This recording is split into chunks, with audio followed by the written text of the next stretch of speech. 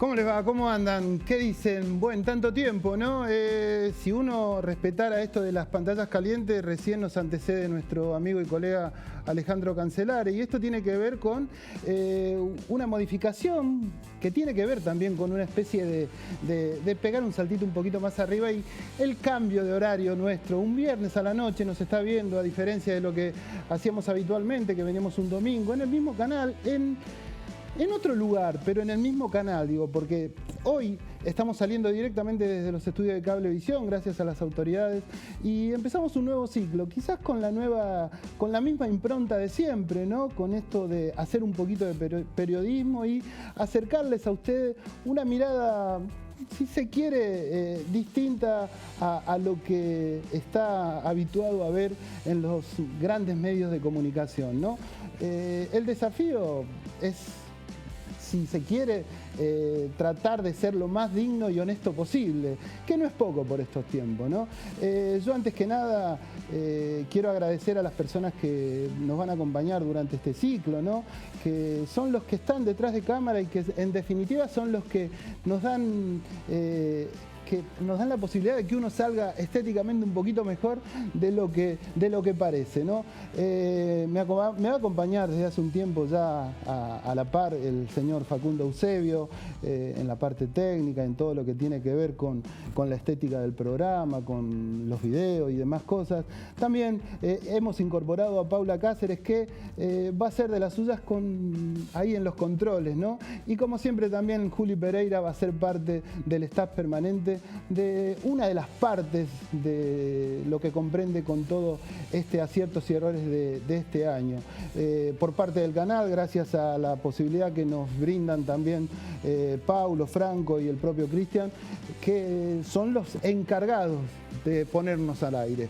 Como siempre, también me va a acompañar en un ratito nomás la doctora Amelia Franchi, con el tema de salud habitual de siempre, ¿no? Que, bueno, me parece que nosotros lo hemos incorporado a partir de la pandemia y fuimos viendo a medida que fue pasando el tiempo que era más que necesario, porque la gente necesita estar informada con la temática de la salud en cuanto a un montón de cuestiones que uno desconoce. En un ratito vamos a hablar de esto que se conoció en esta última semana y tiene que ver con el tema de las recetas. Vio que ya no se van a usar más esas recetas mediante los medios electrónicos, mediante los celulares.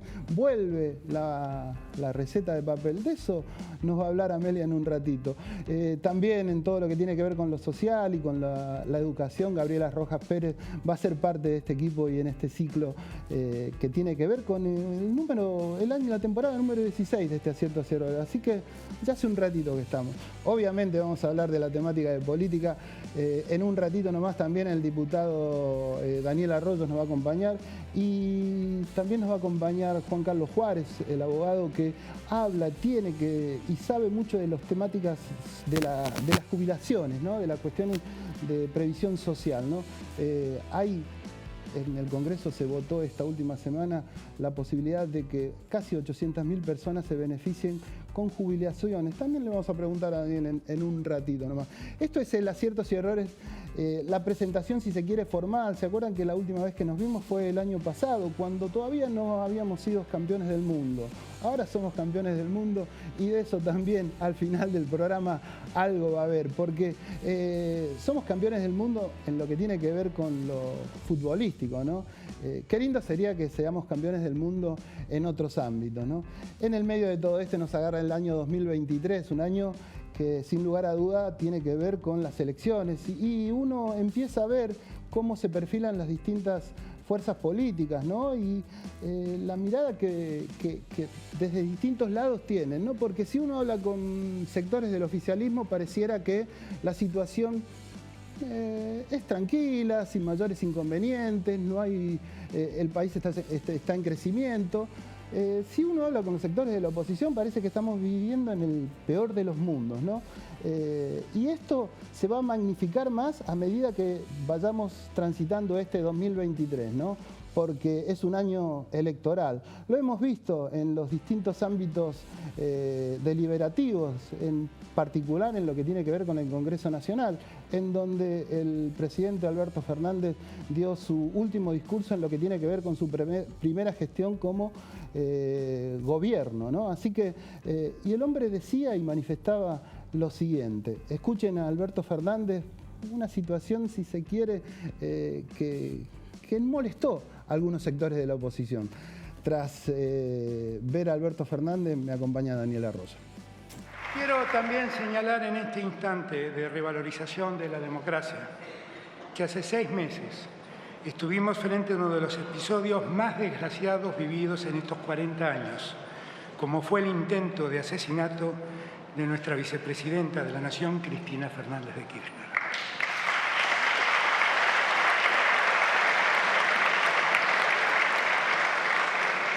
Frente a todos ustedes, vuelvo a exigir hoy a la justicia que profundice la investigación de aquel hecho, juzgue y condene a quienes fueron los autores materiales e intelectuales de ese intento de homicidio.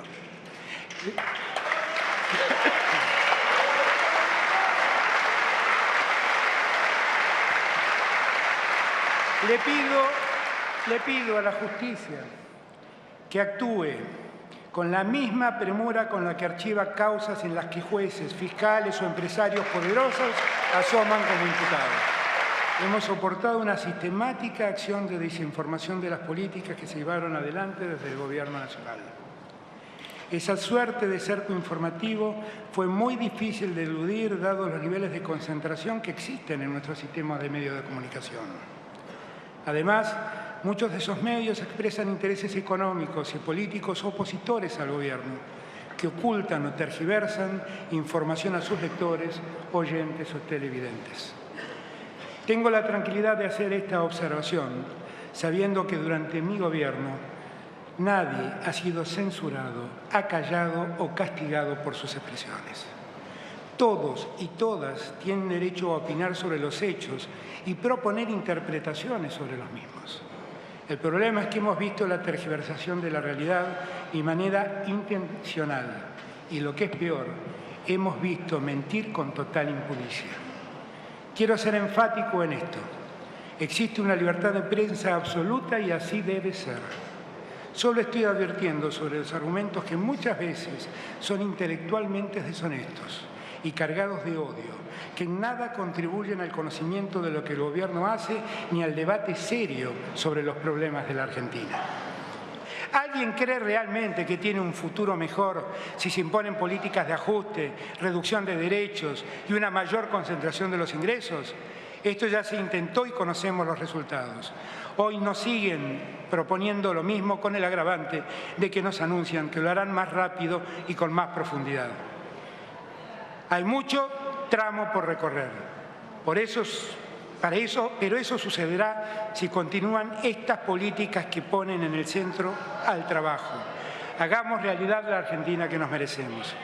Cuando el 10 de diciembre culmine este mandato que el pueblo me ha dado, podrán tener la certeza de que habrán tenido un presidente que le puso el pecho a cada problema que enfrentó, que con aciertos y errores habrá puesto todo su esfuerzo en encontrar salidas en el laberinto en el que la historia nos encerró.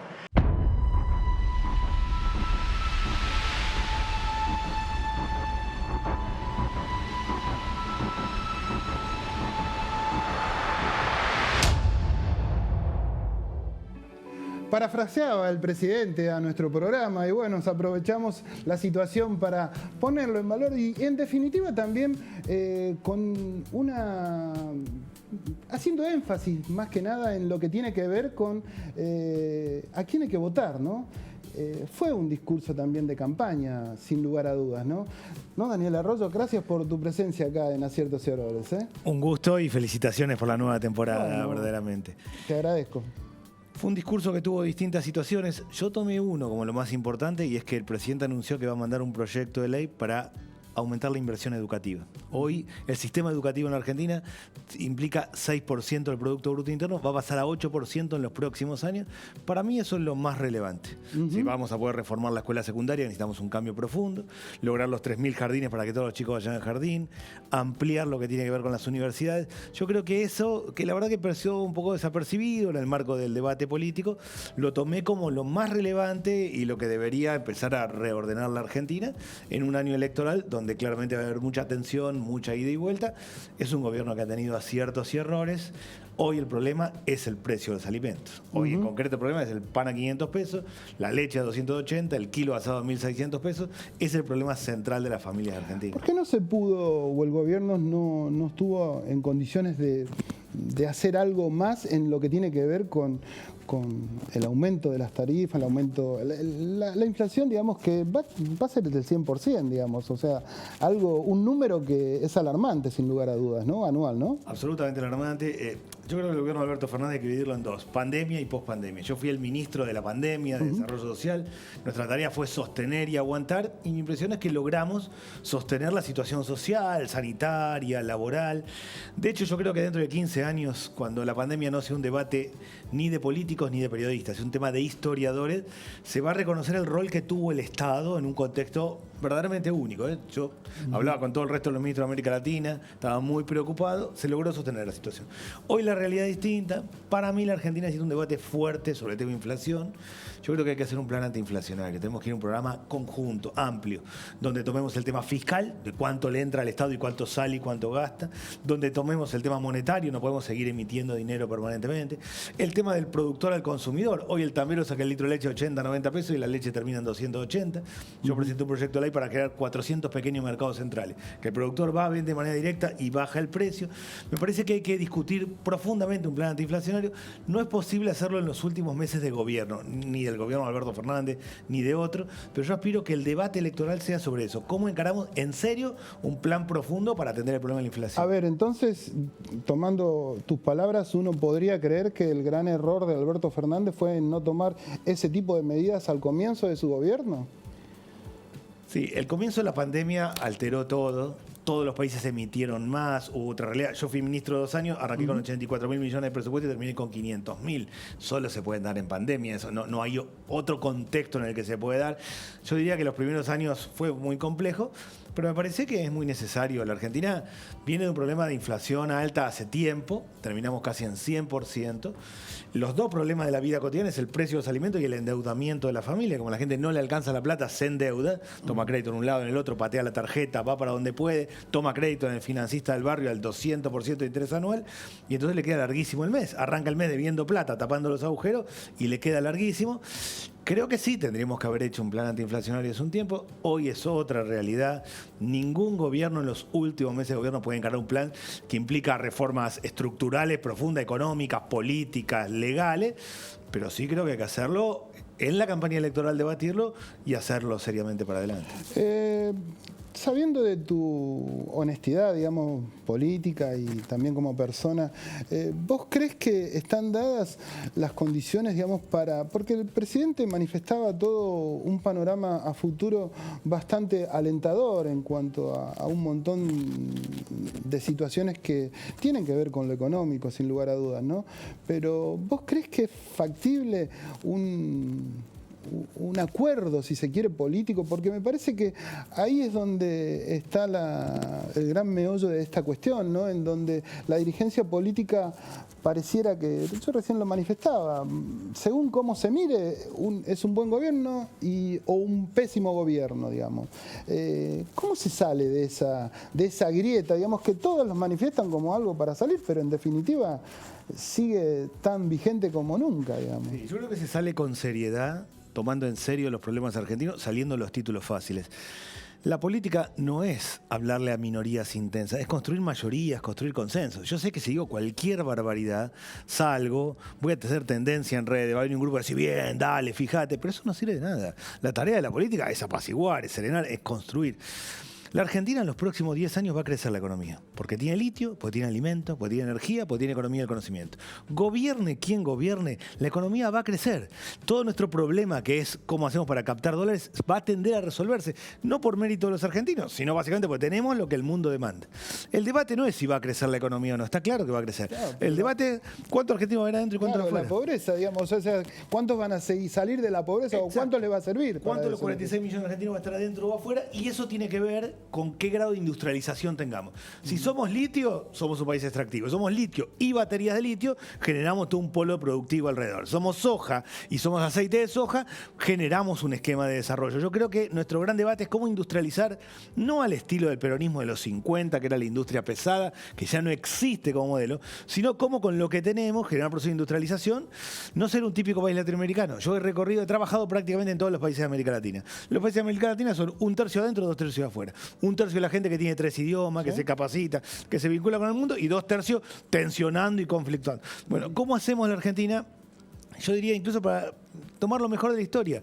El primer radicalismo, el segundo radicalismo, el peronismo. Es decir, esta idea de todos adentro, ese es el desafío. Si logramos discutir estas cosas, va a haber consenso y vamos a hacerlo bien. Si no, será simplemente la política un conjunto de ruidos sin ir a ningún lado. Pero ese posible y supuesto crecimiento a futuro debe salir de esa concentración económica que hoy existe. Digo, porque si hoy gran concentración del poder económico está en una parte nada más, y eso sigue estando, digamos, se va para el otro lado, estamos en la misma, digamos. ¿Cómo se puede hacer para salir de eso también? Y para mí lo primero de lo primero para salir de la concentración es un plan antiinflacionario, porque la inflación tiene que ver con la concentración económica, aumentó la desigualdad después de la pandemia, aumentó claramente la desigualdad en Argentina, y ese para mí es el problema más crítico que tenemos. Ahora, la inflación es un proceso de concentración económica, pero que llega hasta la punta. El que tiene un kiosco en un barrio, que no tiene un kiosco, tiene una ventanita en su casa y vende, su drama es vender, darse vuelta y no reponer mercadería. Si no repone mercadería, se queda sin laburo. Con lo cual, esa persona va a aumentar porque necesita darse vuelta y seguir laburando.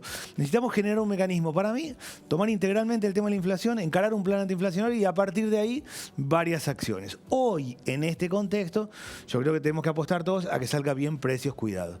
Precios cuidados no es un plan antiinflacionario, es un mecanismo para que 1.900 productos, por lo menos hasta junio, puedan sostenerse, tengamos una referencia, sepamos con cuánta plata hay que ir al almacén o al supermercado. Eso es una base. Pero el debate fuerte es si logramos estabilizar la economía y hacer un plan antiinflacionario, generamos cambios profundos. Por ejemplo, nosotros votamos esta semana el tema de la reforma previsional. Yo era de los que insistía, tenemos que hacer la moratoria previsional. Ahora había 800.000 personas que habían cumplido la edad y no podían jubilarse porque no tenían 30 años de aporte. Ahora sí lo van a poder hacer. La persona se va a jubilar cuando tiene la edad y se le va a ir descontando mes por mes de la jubilación lo que le falta para completar los años.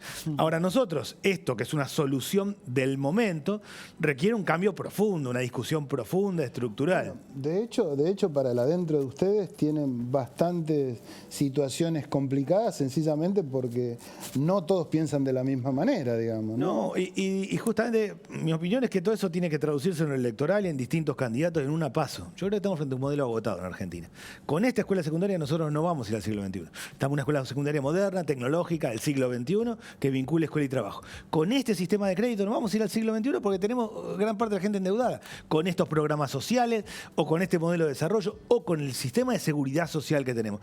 ¿Cómo generar un proceso de transformación profunda en la Argentina, respetando lo bueno? Una cosa buena del sistema educativo, que hay escuelas en todo el país. Yo he recorrido todas las provincias del país, en la última posta rural chiquitita hay una escuela, ese es un valor de la Argentina. ¿Cómo desde eso que tenemos positivo generar una transformación profunda? Ahí va la cuestión. Yo creo que en el caso del Frente de Todos, lo que vale es ir una paso, que haya distintos candidatos, distintas candidatas, que la sociedad votando diga es por acá, me gusta por acá o por allá, que tengamos un programa común, que discutamos seriamente estas cosas y después distintos candidatos que la sociedad acomode. ¿Crees que el presidente es el candidato que contempla todos esos requisitos? Creo que el presidente tiene derecho a presentarse, primero tiene un derecho legal a hacerlo y claramente puede hacerlo. Para mí tenemos que ir a un esquema de una paso. Yo siempre fui muy seguidor del modelo del Frente Amplio uruguayo. El modelo del Frente Amplio uruguayo tenían un programa común, en Tabaré un candidato más moderado, en Mujica uno más progresista, a veces la gente vota más moderado, a veces vota más progresista, quiere cambios más profundos, a veces le va bien, a veces le va mal al Frente Amplio, pero claramente tiene un método. Bueno, ese es el método y dentro de ese método el presidente tiene todo el derecho de presentarse y ser candidato. ¿Vos qué mirada tenés hacia adelante en cuanto a lo que va a pasar con el Frente de Todos, digamos? Porque es una quimera también, ¿no? O sea, visto desde afuera, lo que la gente ve es como que hay distintos sectores, pero representan al mismo votante, digamos, ¿no? Sí, primero yo creo algo antes de eso, y yo creo que está quebrada la relación de la sociedad con la política. Está quebrada. La sociedad no le cree a la política. La sociedad siente que la política no vive la vida cotidiana, es decir, al almacén, al supermercado, te alcanza, no te alcanza. Yo vivo así y lo vivo permanentemente. Sí, sí. Y segundo, que la sociedad siente que los debates de la política, el que vio la Asamblea Legislativa, aparte de lo que se discutió, dice, esta gente no tiene nada que ver con lo que me pasa a mí diariamente, de cómo hago para llegar a fin de mes o cómo hago para encontrar la vuelta a mi vida. Me parece que eso está entrañando un riesgo grande en Argentina, que es el crecimiento de la extrema derecha. Yo creo que eso es negativo en términos generales en el mundo y en la Argentina. La extrema derecha crece por su diagnóstico, cuando dice la casta, la política, esto no va, tiene razón, efectivamente hay un problema. Después cuando dicen se pueden vender bebés o se pueden vender órganos, la misma sociedad es la que no quiere. Pará, digo, hasta ahí no, pero está claro que hay un problema. Lo primero que tiene que hacer el Frente de Todos, para mí, y el resto de la política, no solo el Frente de Todos, es reconocer que hay un problema, que está quebrada la relación de la sociedad con la política. Y segundo, plantear desafíos serios. La sociedad tiene claro que hay que hacer cambios profundos, pero profundos de verdad. Creo que si lo hacemos sanamente, el Frente de Todos tendrá una oportunidad, pero más allá de la oportunidad del Frente de Todos, la sociedad va a poder reencontrarse con la política. Con la política. Si no, el problema es que crece la extrema derecha, crece. La Argentina va a un cambio profundo, se va a hacer un cambio. La discusión, o mi duda, es si lo hacemos seriamente o lo hacemos a lo loco. Para mí a lo loco es la extrema derecha. Hacerlo seriamente es trabajar, encarar programas de verdad, hacer cambios en serio, sin títulos simples. Bueno, todo eso es el trabajo que hay que hacer y eso se hace en el Parlamento. Yo quería dejar de ser ministro e ir a la Cámara de Diputados porque creo que la Argentina va a una democracia parlamentaria. Bueno, pero quizás esto del Parlamento que vos manifestás se emparenta un poco también con lo que decís, digamos, ese descreimiento que tiene parte de la sociedad con toda la dirigencia política. El Congreso de hoy me parece que está muy lejos de lo que era Congreso, no sé yo, hace 20 años atrás por lo menos, ¿no? O sea, digamos, se discutían otras cosas, hoy pareciera que la discusión pasa por otros lados. Es así, y en ese punto acá hay que separar la paja del trigo. Nosotros esta semana votamos 2 leyes. La moratoria provisional, que era de pura lógica, y una segunda ley que es la digitalización de las historias clínicas, que es la posibilidad de que uno se atienda en cualquier lugar con un médico o una médica en el país y está digitalizada la historia clínica. No debe haber quien esté en contra de eso, claramente, es de puro avance. El Senado no tuvo quórum para sesionar 2 leyes. La ley Lucio, que es el caso del chiquito que tuvo el caso de violencia tan fuerte, es una ley para atender el tema de la violencia en los niños. ¿Quién puede estar en contra? Y la ley de alcohol cero, que está claro que quien toma no tiene que manejar. Quiero decir, si uno separa la paja del trigo, de todo lo que hay que tratar en el Parlamento, hay un tema de conflicto que es el juicio a la Corte, el tema judicial, el Consejo de Magistratura. Ahora, el 90% son leyes como la que estoy diciendo, que terminan de la discusión y uno ve en el tablero 240 votos a favor y 10 en contra, o la creación de nuevas universidades. Yo creo que hay que separar la paja del trigo. No se puede estar en un mecanismo de conflicto permanente o no dar quórum. Digo, lo pienso así, una maestra puede tener un conflicto con la directora sobre un punto para dar en el programa de lo que tiene que dar en la clase, pero eso no significa que no vaya a trabajar, significa que tiene que encarar todo y discutir un punto. Bueno, tenemos que hacer eso en la política. Ojalá. Discutir el conjunto de las leyes que son razonables. Ojalá así sea, digamos, uno y la sociedad lo pide a gritos, digamos. Esperemos que no se llegue a una instancia tan grave como la que vos manifestás con el crecimiento de la extrema derecha. Daniel, te agradezco mucho tu presencia acá. Gracias, un gusto. Daniel Arroyo, diputado nacional del Frente de Todos, muy claro en cuanto a la visión de la situación política en general, ¿no? Tras la pausa, continuamos con este aciertos y errores del día de hoy.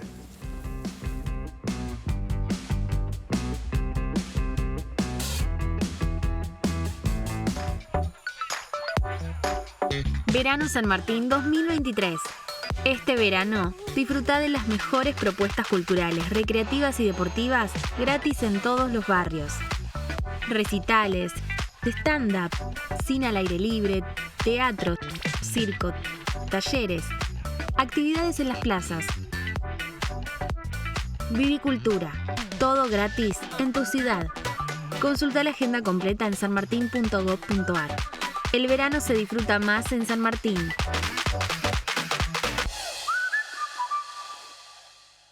Misión cumplida. Llegamos a todo Morón con la red de cloacas y agua corriente. Cumplimos así con un histórico anhelo de nuestra comunidad. Municipio de Morón. Intendente Lucas Gui.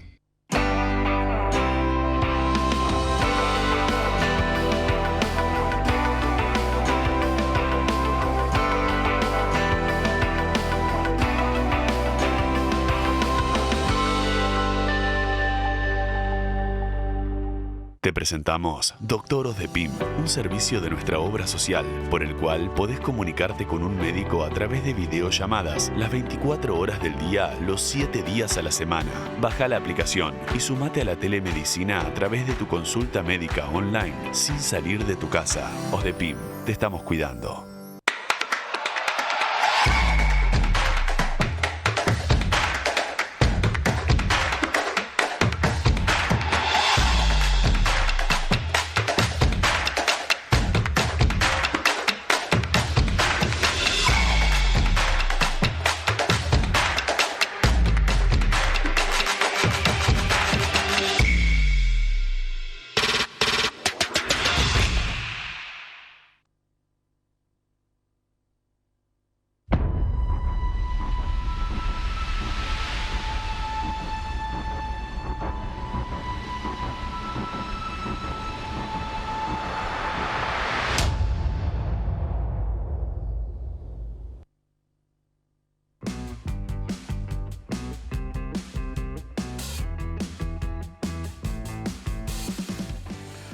Seguimos con este aciertos y errores del primero del 2023, digamos.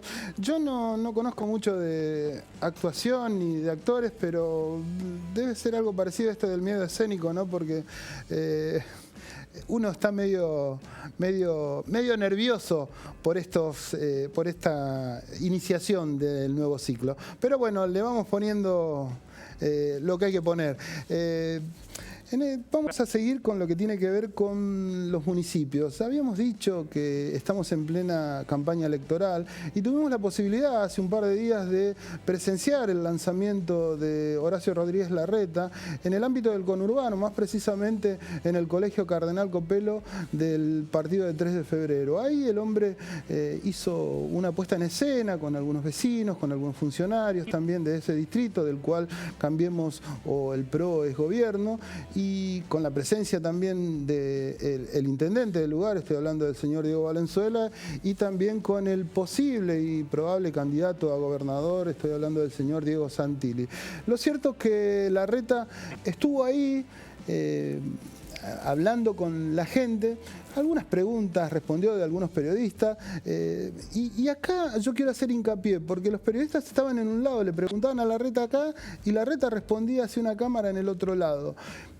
A ver, no es un hecho menor, insisto, tiene que ver con que la política se ha vuelto una situación de puesta en escena, en definitiva, ¿no? O sea, es algo que uno dice, bueno, vamos a ver cómo quedamos frente a las cámaras y si eso garpa para que nos voten o no nos voten.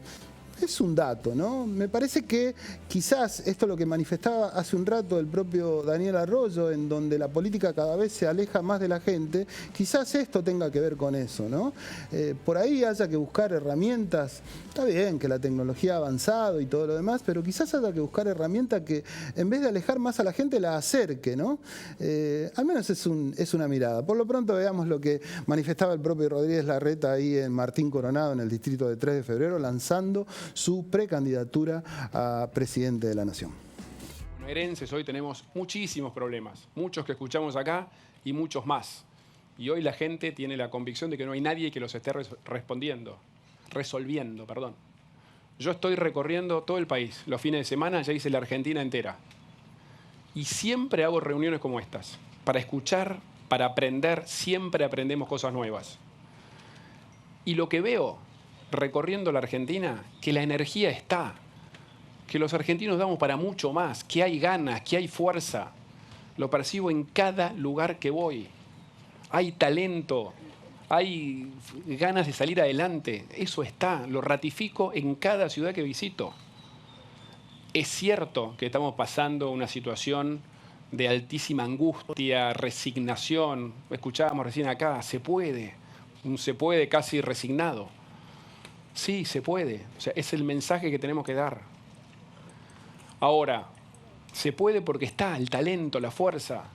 Lo que tenemos que hacer es terminar con las divisiones, ponernos a trabajar todos juntos y dejar que la gente trabaje, dejar que la gente emprenda, que produzca, que invierta en la Argentina.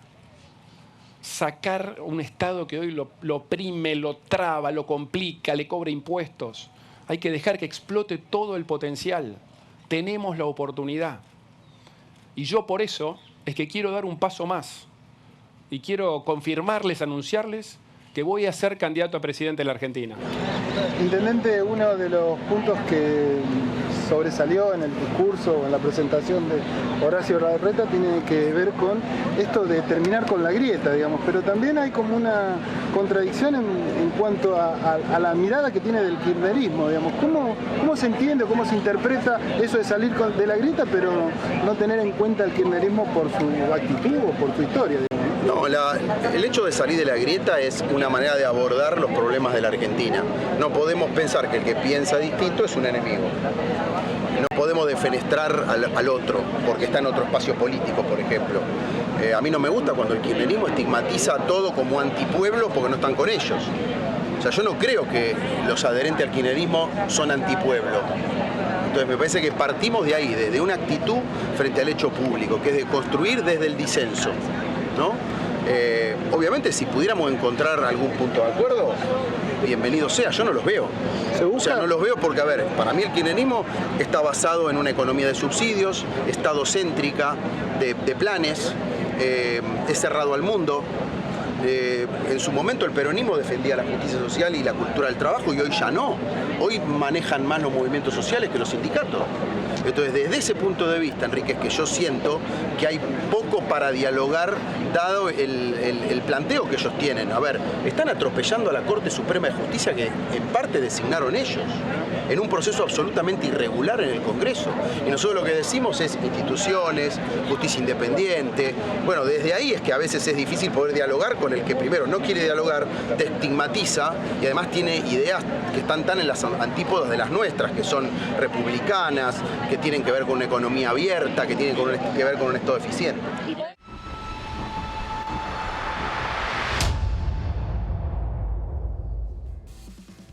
Escuchábamos también al final de la nota al propio intendente de 3 de febrero, estoy hablando de Diego Valenzuela, con ese interrogante que se está planteando también por estos días, ¿no? En el final de la grieta que muchos políticos toman como bandera, pero en definitiva me parece que esta impronta que se manifiesta a través de salir de la grieta, lo que busca en ocasiones pareciera seguir con la misma, ¿no? Porque ¿cómo vas a salir de la grieta si en definitiva estás marginando a un sector de la sociedad? Me parece medio raro por lo pronto, ¿no? Y le decía también al comienzo del programa que estamos en pleno año electoral, ¿no? Y esto se va a empezar a manifestar de distintas formas. Se manifestó en el ámbito del Congreso de la Nación cuando el propio presidente vio la salida o la ida del recinto de muchos legisladores que no compartían las palabras que el hombre decía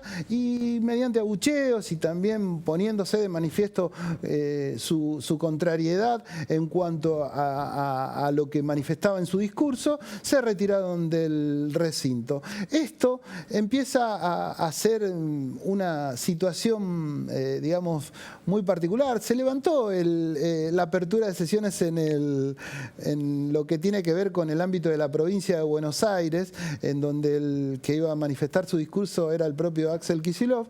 Algunos decían que iba a pasar algo parecido también. No se sabe, al menos nosotros grabamos este programa y no había nueva fecha de sesión, que se había postergado, ¿no? Pero en 3 de febrero hubo una particularidad. El intendente de ese lugar, estoy hablando nuevamente de Diego Valenzuela, tuvo el protagonismo en la apertura de sesiones del Consejo Deliberante, y después de un largo mensaje en donde manifestó todos los datos de su gestión, al final, ya cuando terminaba todo, los concejales opositores manifestaron su descontento mediante distintos carteles y bueno, y el intendente, sacó un cartel más grande, digamos, ¿no?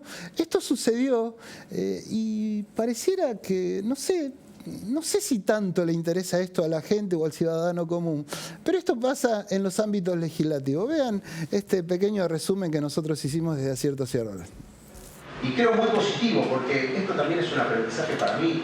Yo no pensaba así en 2016 o 2017. Es parte de una evolución de decir, para todo lo que tiene que hacer el Estado, el sector privado es el que moviliza, y nosotros no le podemos poner barrera, traba, obstáculo, taza, tacita. Hasta sacamos con ustedes una taza a los paseadores de ponis.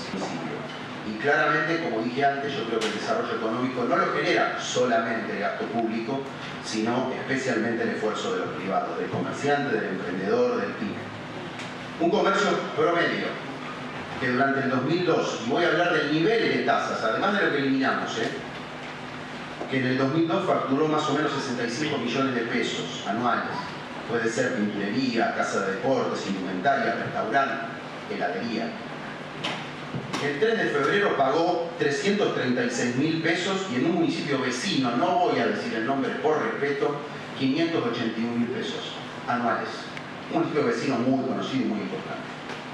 Si aumenta su facturación este año un 90% siguiendo la inflación, en el año 23 va a pasar a pagar 6.38 en nuestro distrito y 1.700.000 pesos en el municipio de al lado. En resumen, sigamos trabajando. A veces nos ponemos de acuerdo, otras veces no.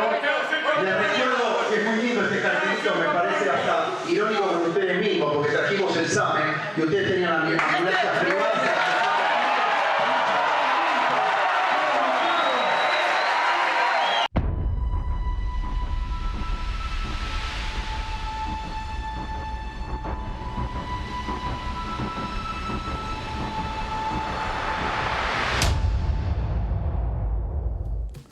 Ahí veíamos al intendente de 3 de febrero, Diego Valenzuela, sacó un amplio cheque porque hace tiempo está reclamando a la provincia de Buenos Aires. Hubo una movida con el propio Martín Tetaz esta semana que acaba de culminar en el gobierno de la Ciudad de La Plata, porque reclaman fondos que le fueron sacados a los muchos municipios, digamos, no solo a 3 de febrero, tras el censo del 2010 que dio unos números muy extraordinarios, lo que tiene que ver con la matanza, lo que implica la mayor cantidad o la mentira en esos resultados, tiene que ver con mayor dinero que la provincia destina a esos municipios. Y en eso consta ese reclamo. Sacó un cheque de 70.000 millones de pesos, que es lo que estaría adeudando la provincia a los distintos municipios. Y el municipio del cual él hacía referencia, en donde se cobra mucho más caro todo lo que tiene que ver con habilitaciones,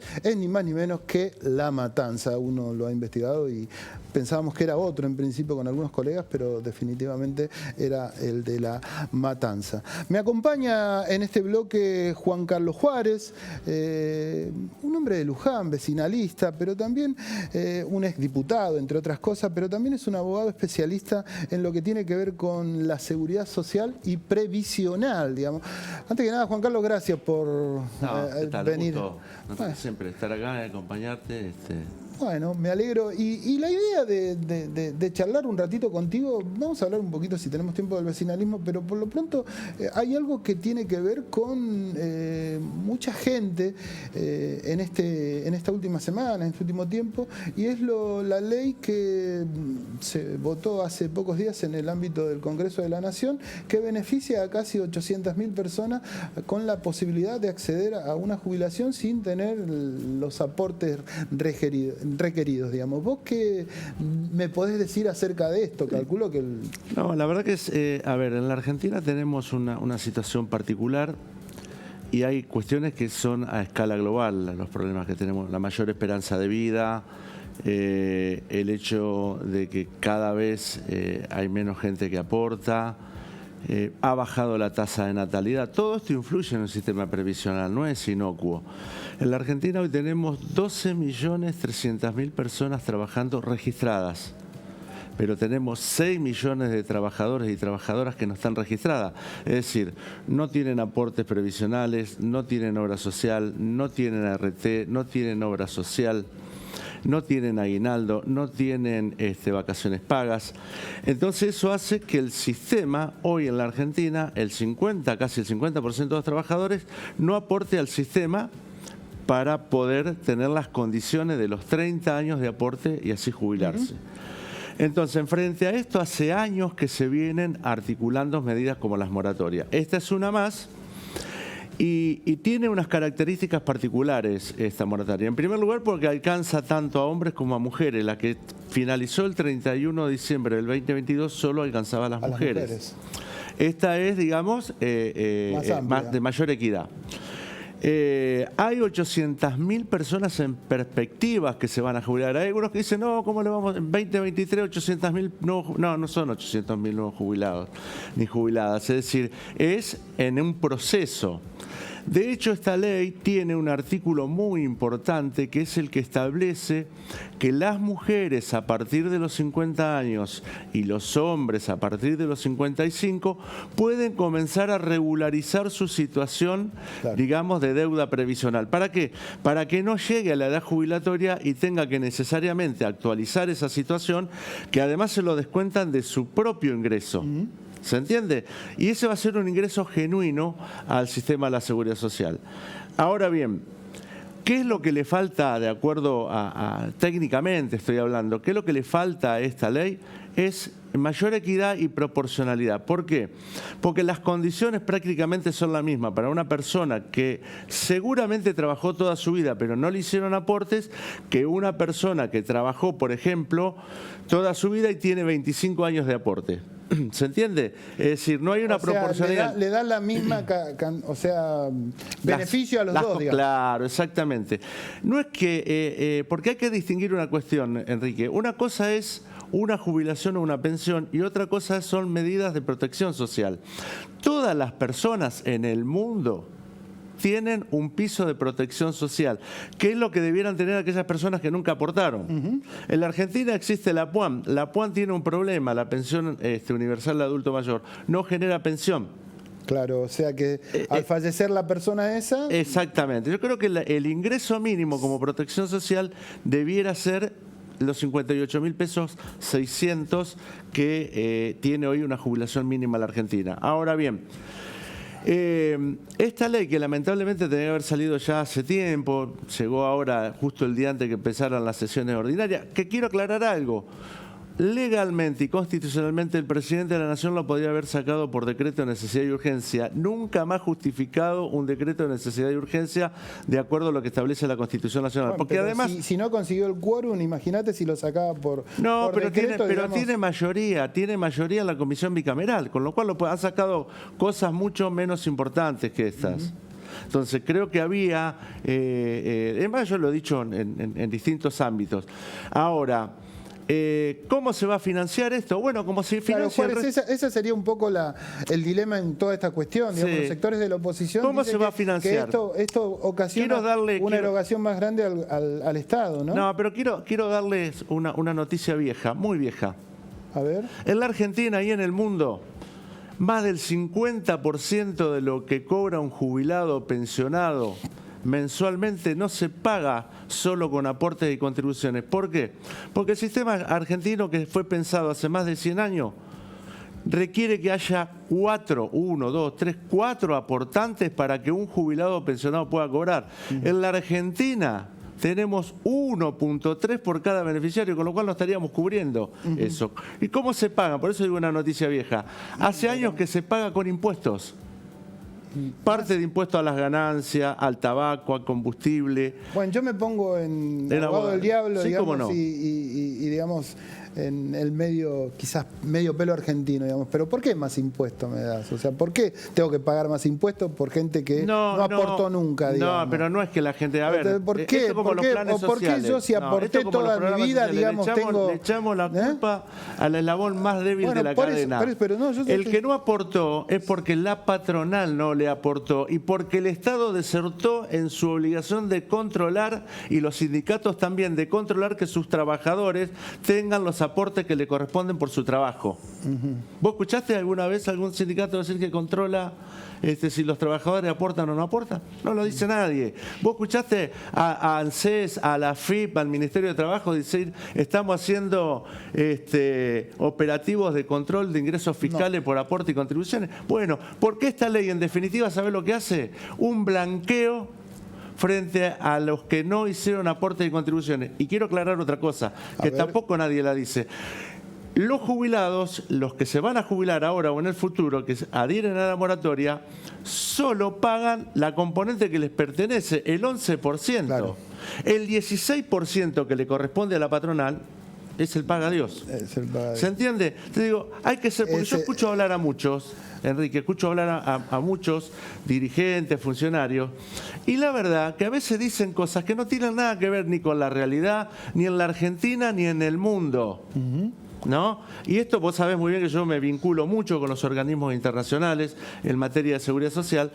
El mundo va a un sistema de pensiones de vejez, como le dicen ellos, no le llaman jubilaciones, basado en la fiscalidad. Claro, y no tanto en aportes y contribuciones. ¿Por qué? Porque el mundo del trabajo cambió. Digo, cada uno de esos chicos y chicas o jóvenes que andan distribuyendo de todo tipo de productos en una motito, ¿no te crees que tienen aportes? No tienen ningún aporte y distribuyen millones de pesos que además ese 50% de trabajadores no registrados implica que la Argentina tenga un 40% de economía no registrada. Juan Carlos, me están apurando por esto, porque yo no sabía que era verdad esto, pero bueno, ya para ir culminando, una preguntita cortita y que tiene que ver con el vecinalismo, digamos, porque vos también, además de toda esta aclaración que nos hiciste de la temática jubilatoria, sos un hombre político.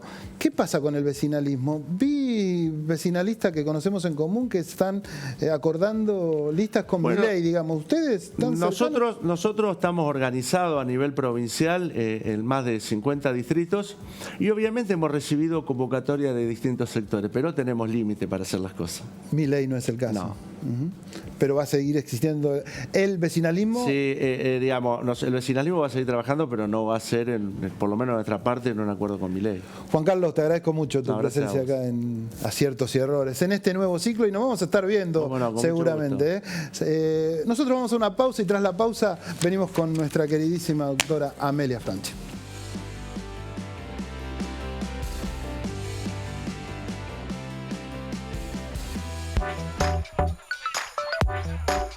Verano San Martín 2023. Este verano, disfruta de las mejores propuestas culturales, recreativas y deportivas gratis en todos los barrios. Recitales, stand-up, cine al aire libre, teatro, circo, talleres, actividades en las plazas. Vivicultura, todo gratis en tu ciudad. Consulta la agenda completa en sanmartin.gov.ar. El verano se disfruta más en San Martín.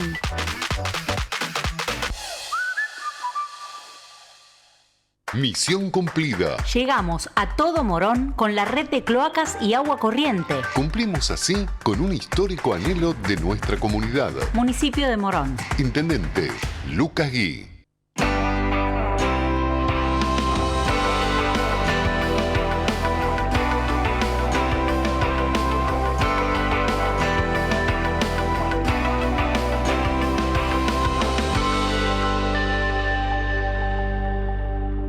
Te presentamos Doctoros de PIM, un servicio de nuestra obra social, por el cual podés comunicarte con un médico a través de videollamadas las 24 horas del día, los 7 días a la semana. Baja la aplicación y sumate a la telemedicina a través de tu consulta médica online, sin salir de tu casa. OSDEPIM, te estamos cuidando.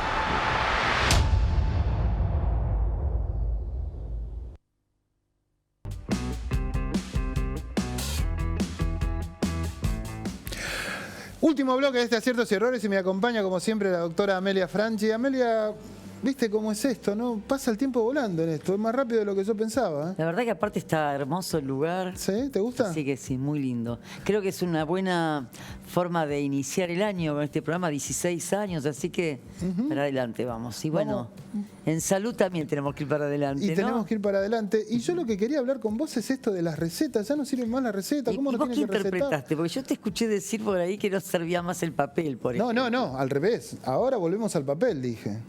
No es así. ¿No es así? No es así. Bueno, pero ¿sirve la de papel?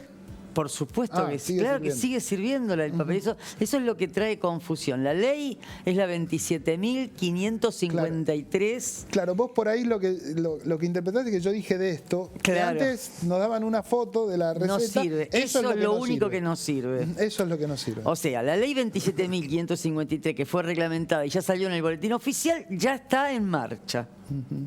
¿Qué quiere decir esto? Que ya está en marcha la ley de recetas electrónicas o digitales. Se llama así, de electrónica o digital. Hasta ahora se podía utilizar fotos por la pandemia. ¿Te acordás que la pandemia hizo que tuviéramos que trabajar de maneras distintas? Y entonces vos podías hacer una receta, hacer la foto y enviársela al paciente. Ahora ya no sirve. Eso es lo que queda afuera. No sirven las fotos. Pero, por ejemplo, está en vigencia totalmente la parte electrónica o digital, la receta electrónica o digital. ¿Qué significa? ¿Qué Que significa yo tengo, eso? A ver, ¿qué significa? Todos los médicos y todos los profesionales que recetan, no son solamente médicos, sino psicólogos, sino hay obstétricas que pueden recetar. Entonces todos tienen que tener un código, inscribirse como profesional, tanto sea médico, psicólogo, odontólogo, que también medican. Entonces se hace una situación de ir a lugares específicos que hay, por ejemplo, provincia. La provincia de Buenos Aires, tenés un montón de lugares donde vos vas y registrás tu firma y con determinados elementos. Pero esta ley es nacional, es federal, Claro, con lo cual puede servir todo en el cualquier país, ámbito del país. Exactamente, en cualquier ámbito del país. Entonces hay distintos sistemas. Entre estos sistemas, cuando empezó en la pandemia, PAMI es uno de los, digamos, estamentos más preocupantes que hay en este momento, claro. porque los pacientes no entienden bien, no saben bien, porque antes tenían que tener un mail o tenían que tener alguna manera para poder tener esa receta. Y muchos pacientes no lo tienen. Esta ley, la verdad que es muy buena, porque además entra dentro de lo que es tecnología y contempla otros comunicación, lugares, claro. del TIC. Entonces, todo lo que tienen que hacer los pacientes en el caso de enfermedades crónicas, viste que los pacientes de, por ejemplo, PAMI, tienen un porcentaje de gratuidad en sus medicamentos y se pueden dar hasta cada 3 meses, por ejemplo. Entonces, solo tiene que hacer el paciente es ir hasta la farmacia con su documento y ahí tiene la medicación que tiene que tomar. ¿Por qué? Porque el médico la mandó directamente y tiene que llegar a la farmacia. Ahora, ¿cómo regulamos esto? Dale, porque ya nos están apurando. Bueno, no ¿Y se viste cómo es puede. que son? A ver.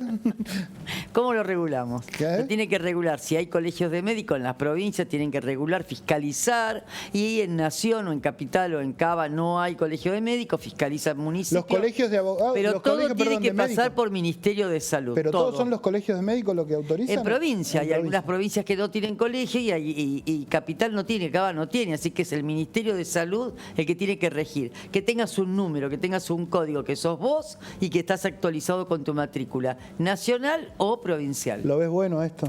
Excelente, porque tenemos que avanzar en lo que es comunicación, en lo que es tecnología, como las historias clínicas, que podamos saber que vos te enfermás acá, te fuiste al norte y sabemos que te buscan y te encuentran.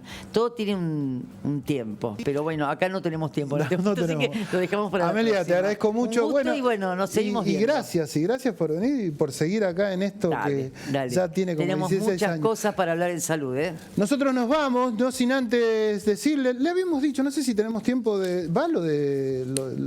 Bueno, vamos con un poquito, porque nosotros no nos olvidamos todavía de lo que nos hizo feliz hace un poco tiempo atrás y tiene que ver con esto del Mundial. Y quería tomar unas palabras quizás para asociarlo a lo que dijo el otro día el Dibu Martínez cuando le entregaron el Best como mejor arquero del mundo, ¿no? Dice, yo me pongo contento cuando un compañero gana algo y no yo, dice, ¿no? Creo que a ellos le pasa lo mismo que a mí.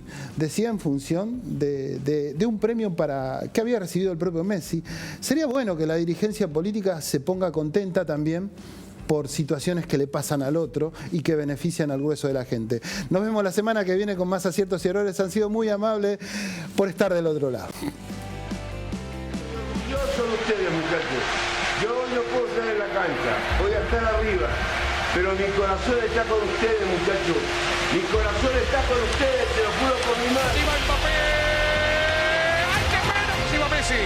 ¡Messi! ¡Gol! ¡Vamos, vamos, Dibu, vamos! ¡Así va! ¡Dibu, Dibu, Dibu, Dibu, Dibu, Dibu, Dibu! ¡Había que creer, carajo más! ¡Ese Dibu! ¡Así va Dybala! ¡Vamos, Dibu, vamos, Chomeni! Así va Paredes.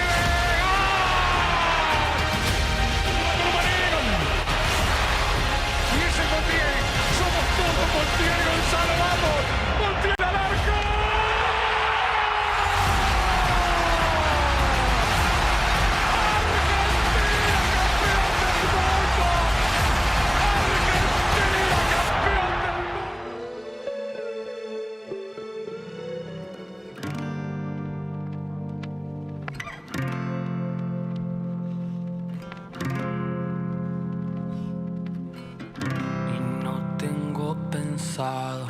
Hundirme acá tirado y no tengo planeado morirme desangrado y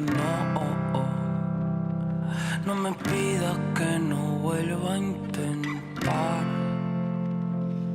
que las cosas vuelvan a su lugar y no tengo pensado hundirme acá tirado